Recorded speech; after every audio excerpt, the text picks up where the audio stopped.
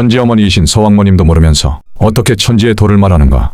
부재, 사라진 천지어머니들, 정시성모님, 고수부님, 김수부님. 일부, 금산사의 이치는 정말 증산, 정산, 양산만을 말하는가. 안녕하세요. 여의주입니다. 저는 1995년 가을 대순진리회에 입도하였습니다. 입도한 뒤 가장 많이 들었던 교화 가운데 하나가 바로 금산사의 이치였습니다. 교단에서는 금산사를 이렇게 설명했습니다. 시루는 증산입니다. 솥은 정산입니다. 그리고 숯은 양산, 박한경 도전입니다. 그래서 금산사는 증산, 정산, 양산의 진리를 상징하는 곳이며 상제님께서 나를 보고 싶거든 금산사로 오라는 말씀도 결국 이 세 분의 종통을 찾으라는 뜻이라고 배웠습니다. 저 역시 오랫동안 그것을 조금도 의심하지 않았습니다. 교단에서 가르쳐 주는 것이 곧 진리라고 믿었기 때문입니다. 그래서 누구보다 열심히 수도했고 누구보다 열심히 봉사했고 누구보다 열심히 배우려고 했습니다. 그렇게 10년이 넘는 시간이 흘렀습니다. 그런데 시간이 흐를수록 제 마음속에 한 가지 질문이 생기기 시작했습니다. 정말 금산사의 이치는 교단에서 설명하는 그대로일까? 저는 다시 금산사를 바라보기 시작했습니다. 그리고 가장 먼저 눈에 들어온 것은 사람이 아니라 사물이었습니다. 솥이 보였습니다. 시루가 보였습니다. 숯이 보였습니다. 문득 이런 생각이 들었습니다. 상제님께서는 정말 사람을 말씀하신 것일까? 아니면 사람보다 더 큰 이치를 말씀하신 것일까? 우리는 너무 빨리 사람의 이름부터 붙여버린 것은 아닐까? 먼저 솥은 무엇입니까? 솥은 생명을 품는 그릇입니다. 쌀을 넣고 물을 담아 생명을 살리는 음식을 만들어내는 자리입니다. 시루는 무엇입니까? 솥 위에서 생명을 익히고 완성시키는 그릇입니다. 이 둘은 모두 생명을 품고 길러내는 역할을 합니다. 그래서 저는 다시 생각했습니다. 생명을 품는 자리는 누구의 자리일까? 씨앗은 아버지가 줄 수 있습니다. 그러나 생명을 품고 기르고 세상에 내놓는 일은 어머니의 자리입니다. 그렇다면 솥과 시루를 단순히 남성의 상징으로만 설명하는 것이 과연 자연스러운 해석일까요? 저는 이 질문 앞에서 오래 머물렀습니다. 그리고 또 하나의 의문이 생겼습니다. 왜 금산사의 해석 속에는 천지어머니의 자리가 보이지 않을까? 천지의 도를 말하면서 왜 어머니의 자리는 사라졌을까?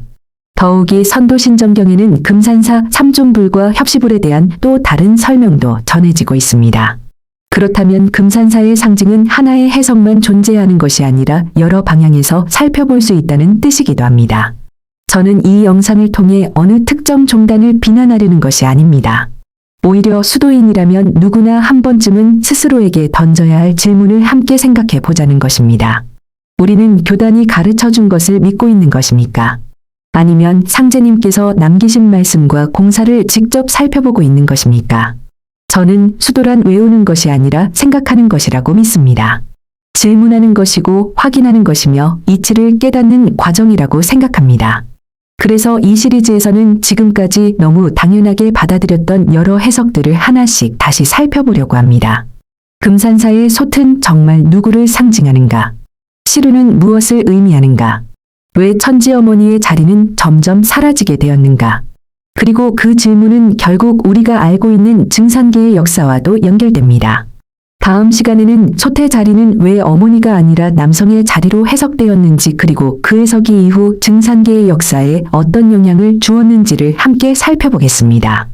천지어머니이신 서왕모님도 모르면서 어떻게 천지의 도를 말하는가. 부재, 사라진 천지어머니들, 정시성모님, 고수부님, 김수부님. 2부, 솥의 자리는 왜 어머니가 아니라 남성이 되었는가. 안녕하세요. 여의주입니다. 지난 시간에는 금산사의 이치를 정말 증산, 정산, 양산만으로 설명할 수 있는가라는 질문을 드렸습니다. 오늘은 그 가운데 가장 중요한 상징인 솥에 대해 이야기해 보려고 합니다. 저는 오랫동안 금산사의 솥을 당연히 정산, 조철제를 상징한다고 배웠습니다. 한 번도 의심하지 않았습니다. 그렇게 배웠기 때문입니다. 그런데 어느 날 문득 이런 생각이 들었습니다. 상제님께서는 정말 사람을 말씀하신 것일까? 아니면 먼저 이치를 말씀하신 것일까? 만약 이치를 말씀하셨다면 우리는 먼저 솥이 무엇인지부터 살펴보아야 합니다. 솥은 무엇입니까? 솥은 생명을 품는 그릇입니다. 씨앗을 넣는 곳이 아니라 씨앗을 자라게 하는 자리입니다. 차가운 것을 따뜻하게 만들고 익지 않은 것을 익게 만들며 생명을 살리는 음식을 만들어내는 자리입니다. 그래서 예로부터 솥은 단순한 취사도구가 아니었습니다. 가정을 상징했고, 생명을 상징했고, 어머니를 상징했습니다. 집안에 불이 꺼지면 삶도 끝났습니다. 솥이 비면 집안이 무너졌습니다. 그래서 옛사람들은 솥을 집안의 생명으로 여겼습니다. 저는 바로 이 점이 중요하다고 생각합니다. 생명을 품는 자리는 누구의 자리입니까? 아버지는 씨앗을 줄 수 있습니다. 그러나 그 씨앗을 품고 자라게 하는 것은 어머니입니다. 천지도 마찬가지입니다. 하늘은 씨앗을 내리고 땅은 그것을 품어 생명을 길러냅니다. 그래서 천지는 아버지와 어머니가 함께할 때 비로소 완성됩니다. 주역에서도 말합니다. 이름이량지위도 한 번 음이 되고 한 번 양이 되는 것이 곧 도입니다. 그런데 금산사의 솥을 설명하면서 왜 이 가장 중요한 음의 자리가 사라졌을까요? 왜 생명을 품는 상징을 어머니의 자리로 보기보다 특정 남성 인물에게 연결하는 해석이 중심이 되었을까요? 저는 이것이 단순한 해석의 차이가 아니라 천지의 이치를 바라보는 관점의 차이라고 생각합니다. 만약 솥이 천지 어머니를 상징한다면 그 자리는 누구도 대신할 수 없습니다. 그 자리는 권력의 자리가 아니라 생명을 품는 자리이기 때문입니다. 저는 그래서 다시 생각하게 되었습니다. 상제님께서는 금산사를 통해 종통을 말씀하신 것일까? 아니면 천지의 질서를 말씀하신 것일까? 종통은 시대마다 주장하는 사람이 달라질 수 있습니다. 그러나 천지의 이치는 바뀌지 않습니다. 하늘이 먼저이고 땅이 따르며 아버지가 씨앗을 내리고 어머니가 생명을 완성시키는 이치는 예나 지금이나 같습니다. 그런데 증산계의 역사를 돌아보면 천지 아버지는 크게 말하면서도 천지 어머니는 점점 역사 속에서 희미해졌습니다. 정시성무님도 고수부님도 김수부님의 후비서 공사도 점점 중심에서 멀어졌습니다. 저는 이것이 우연이라고 생각하지 않습니다. 천지 어머니의 자리를 잃어버리면 천지의 도도 한쪽으로 기울게 됩니다. 그리고 한쪽으로 기울어진 도는 결국 균형을 잃게 됩니다. 그래서 저는 오늘 여러분께 한 가지 질문을 드리고 싶습니다. 금산사의 솥은 정말 한 사람을 상징하는 것일까요? 아니면 천지 어머니라는 더 큰 이치를 상징하는 것일까요?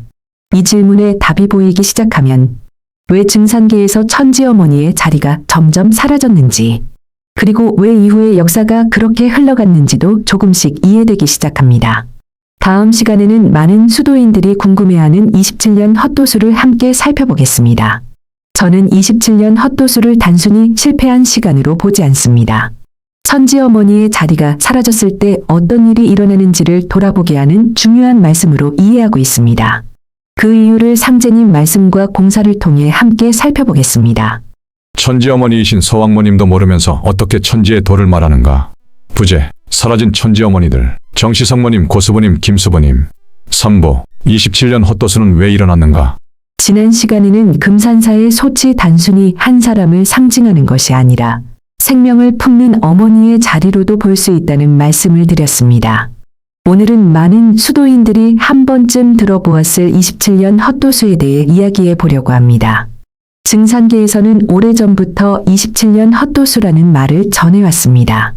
그런데 저는 오래도록 한 가지 의문을 가지고 있었습니다. 왜 하필 헛도수였을까? 도수가 없어서였을까? 사람이 없어서였을까? 아니면 천지의 이치를 온전히 세우지 못했기 때문이었을까? 저는 후자에 더 가까운 것은 아닌가 생각하게 되었습니다. 주역은 말합니다. 이름이량지위도 한 번 음이 되고 한 번 양이 되는 것이 곧 도입니다. 도는 양만으로 이루어지지 않습니다. 음만으로도 이루어지지 않습니다. 하늘과 땅이 함께해야 하고 아버지와 어머니가 함께해야 합니다. 이것이 천지의 질서입니다. 그런데 증산계의 역사를 돌아보면 상제님의 도수는 크게 말하면서도 천지 어머니의 도수는 점점 희미해졌습니다. 정시성모님은 역사 속에서 거의 언급되지 않았고 고수부님의 의미도 제한적으로 설명되었으며 김수부님의 후비소 공사는 그 중요성에 비해 충분히 조명되지 못했습니다. 저는 이것이 단순한 우연은 아니라고 생각합니다. 천지의 도를 말하면서도 천지 어머니의 자리가 빠져 있다면 과연 그것이 온전한 천지의 도라고 할 수 있을까요? 천지는 언제나 균형을 이루어 움직입니다. 낮이 있으면 밤이 있고 하늘이 있으면 땅이 있으며 양이 있으면 음이 있습니다. 그 어느 한쪽만으로는 완성될 수 없습니다. 그런데 한쪽만 강조된다면 균형은 무너지게 됩니다. 저는 바로 이 점이 27년 헛도수를 이해하는 중요한 열쇠 가운데 하나라고 생각합니다. 물론 이것은 제가 상제님 말씀과 여러 공사를 공부하면서 얻은 해석입니다. 다른 견해를 가진 분들도 있을 것입니다. 그러나 수도인은 해석이 다르다고 해서 질문 자체를 막아서는 안 됩니다. 오히려 왜 그런 해석이 나왔는지 말씀과 공사의 비추어 함께 살펴보아야 합니다. 또 하나 생각해 볼 것이 있습니다.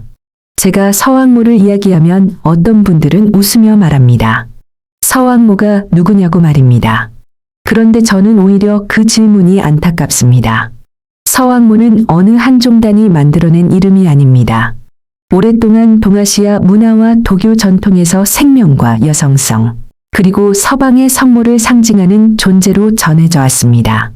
중요한 것은 서왕모라는 이름 자체가 아닙니다. 천지의 도에는 반드시 천지 어머니의 상징이 함께 존재한다는 사실입니다. 그 상징을 이해하려 하지도 않은 채 비웃기부터 한다면 그것은 이치를 논하는 태도라기보다 공부를 멈춘 태도에 가깝지 않을까요? 수도인은 먼저 묻고 살피고 배워야 합니다. 웃기 전에 공부하고 부정하기 전에 확인하는 것이 수도인의 자세라고 저는 생각합니다. 저는 지금 특정 인물을 세우려는 것이 아닙니다. 천지의 도를 온전히 이해하기 위해 잃어버린 한 축을 다시 살펴보자는 것입니다. 천지아버지만 말해서는 천지의 도가 완성되지 않습니다. 천지 어머니까지 함께 이해할 때 비로소 천지부모의 도가 완성됩니다.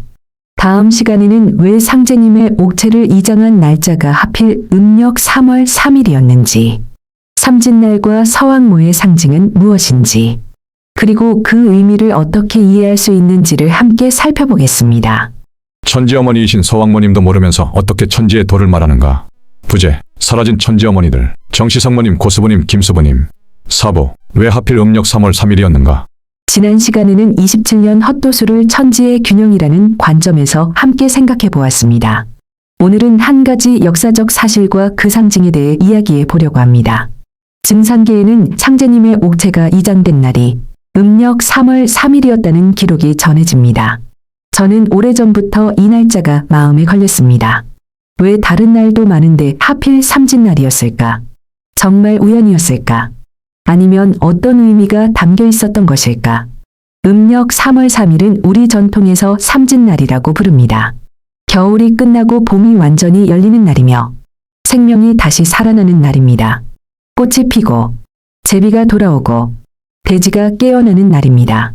그런데 동양의 전통에서는 이 삼진날을 이야기할 때 자주 함께 등장하는 상징이 있습니다. 바로 서왕모입니다. 제가 서왕모를 이야기하면 어떤 분들은 이렇게 말합니다. 서왕모가 누구냐고. 심지어 그런 것도 믿느냐며 웃기도 합니다. 그런데 저는 오히려 그렇게 묻고 싶습니다. 동양의 전통과 상징을 제대로 공부해 본 적은 있으십니까? 서왕모는 어느 한 종단이 만들어낸 존재가 아닙니다. 수천 년 동안 동아시아 문화 속에서 생명과 여성성, 그리고 천상의 어머니를 상징하는 존재로 전해져 왔습니다. 물론 시대와 전통에 따라 다양한 모습으로 이해되어 왔습니다. 제가 말씀드리는 것도 특정 전통의 해석을 그대로 받아들이자는 것이 아닙니다. 중요한 것은 이름이 아닙니다. 그 안에 담긴 상징입니다. 천지는 아버지만으로 완성되지 않습니다. 어머니도 함께 있어야 합니다. 하늘이 씨앗을 내리면 땅이 그것을 품어 생명을 길러냅니다. 이것이 천지의 이치입니다. 그런데 증산계의 역사를 돌아보면 천지아버지는 크게 말하면서도 천지어머니의 상징은 점점 희미해졌습니다. 정시성모님도, 고수부님도, 김수부님의 후비소 공사도 점차 중심에서 멀어졌습니다. 그래서 저는 다시 생각하게 되었습니다. 상제님의 옥체가 삼진날 이장된 일을 단순한 날짜의 우연으로만 볼 것인가? 아니면 그 안에 담긴 상징까지 함께 생각해 볼 것인가? 저는 적어도 수도인이라면 이런 질문은 던져볼 수 있다고 생각합니다. 질문한다고 해서 진리가 무너지는 것은 아닙니다. 오히려 질문하지 않을 때 생각이 멈추게 됩니다. 그리고 생각이 멈추면 이치도 멈추게 됩니다. 저는 지금 하나의 결론을 강요하려는 것이 아닙니다. 다만 그동안 너무 익숙해서 한 번도 질문하지 않았던 부분을 다시 살펴보자는 것입니다. 왜 하필 삼진날이었을까? 왜 천지어머니의 상징은 점점 사라졌을까? 왜 우리는 천지의 도를 말하면서도 천지부모를 함께 이야기하지 못하게 되었을까? 저는 이 질문들이 모두 하나로 이어져 있다고 생각합니다. 다음 시간에는 왜 정시성모님이 증산계 역사에서 점점 사라지게 되었는지, 그리고 후비소 공사가 후천의 질서를 이해하는데 왜 중요한지를 함께 살펴보겠습니다. 천지어머니이신 서왕모님도 모르면서 어떻게 천지의 도를 말하는가. 부재, 사라진 천지어머니들, 정시성모님, 고수부님, 김수부님. 어보, 왜 정시성모님은 역사에서 사라졌는가? 지금까지 금산사의 이치와 소태 상징, 그리고 27년 헛도수와 삼진날의 의미를 함께 살펴보았습니다. 오늘은 이 시리즈에서 가장 중요한 질문을 드려보려고 합니다. 왜 정시성모님은 증산계 역사에서 점점 사라지게 되었을까요? 저는 오랫동안 이 질문을 붙들고 공부해왔습니다. 처음에는 단순히 기록이 적어서 그런 줄 알았습니다. 그런데 자료를 하나씩 찾아보고 상제님 공사를 다시 살펴볼수록 생각이 달라졌습니다. 기록이 없어서가 아니라 관심이 없었던 것은 아닐까? 보지 않으려고 했던 것은 아닐까? 그런 생각이 들기 시작했습니다. 증산계에서는 상제님의 공사는 매우 중요하게 이야기합니다. 종통도 이야기하고, 도통도 이야기하고, 의통도 이야기합니다. 그러나 이상하게도 정시성모님에 대해서는 깊이 설명하는 경우가 많지 않습니다. 그분이 어떤 삶을 사셨는지, 왜 상제님과 혼인을 하셨는지, 왜 후천의 역사에서 중요한 의미를 갖는지, 왜 여러 공사 속에 여성 도수가 반복해서 등장하는지, 이런 부분은 상대적으로 충분히 다루어지지 않았습니다. 저는 이것이 매우 중요한 문제라고 생각합니다. 왜냐하면 상제님께서는 후천을 여시는 공사 속에서 여성 도수를 여러 차례 드러내셨기 때문입니다. 후비소 공사도 그렇고 49와 50의 도수도 그렇고 혼인 공사도 그렇습니다. 이 모든 것이 우연히 등장한 것일까요? 아니면 후천의 질서를 설명하기 위해 반드시 필요한 공사였을까요? 저는 후자라고 생각합니다. 천지는 아버지만으로 완성되지 않습니다. 어머니도 함께해야 합니다. 가정도 그렇고, 사회도 그렇고, 천지도 그렇습니다. 그런데 천지어머니의 자리가 사라지면 천지의 도 역시 절반만 이해하게 됩니다. 그래서 저는 정시성모님 개인만 이야기하려는 것이 아닙니다. 한 분의 삶을 미화하거나 특별한 존재로 만들려는 것도 아닙니다. 제가 말씀드리는 것은 한 사람의 인물이 아니라 천지어머니의 자리입니다. 그 자리가 빠지면 후천도 이해하기 어렵고 후비소 공사도 이해하기 어렵고 금산사의 이치도 절반밖에 보이지 않습니다. 그래서 저는 수도인 여러분께 한 가지 부탁을 드리고 싶습니다. 누가 그렇게 말했다는 이유만으로 믿지 마십시오. 반대로 새로운 해석이라는 이유만으로 배척하지도 마십시오. 상제님 말씀을 직접 읽어보십시오. 공사를 직접 살펴보십시오. 그리고 스스로 판단하십시오. 진리는 토론을 두려워하지 않습니다. 진리는 질문을 두려워하지 않습니다. 오히려 질문할수록 더 선명하게 드러납니다. 저는 이 시리즈를 통해 단지 한 가지를 말씀드리고 싶었습니다. 천지의 도를 말하려면 천지아버지만이 아니라 천지어머니도 함께 보아야 한다는 것입니다.